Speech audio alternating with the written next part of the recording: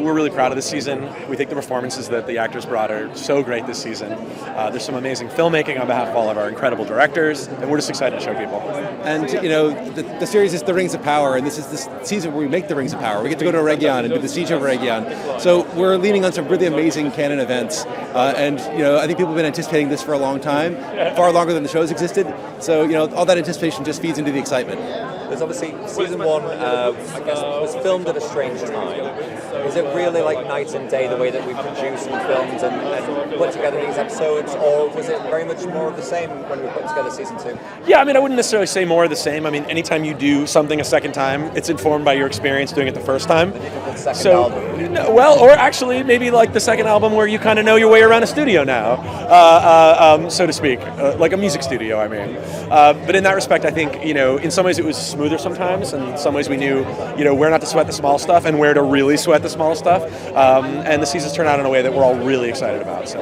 Actually, when you say don't sweat the small stuff, or sometimes you shouldn't sweat the small stuff, is there story beats or characters or moments that you guys have fought for to include? Is there something that's important to you that you managed to sneak into the story, I guess? Well, it's all important to us, I think. And, you know, we're never trying to be sneaky, but, like, you know, I think it's a process of prioritization in terms of, like, you know, what is the core thing you're trying to come across and pull off, and, you know, hopefully every episode and every season's a little better than the last.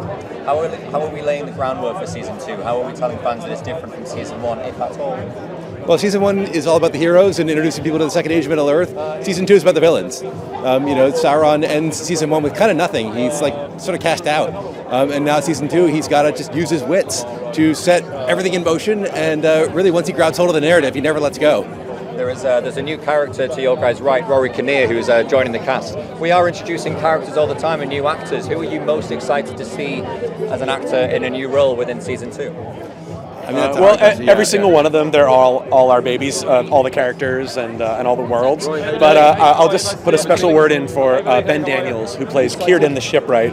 He's the elf who makes the boats that send you off to the Undying Lands. And he's one of the wisest, eldest elves in Middle-earth. And Ben brought something really special to the part, and really excited for people to see him. He has such presence, such gravitas, and you feel that he's just got this wisdom that is ageless.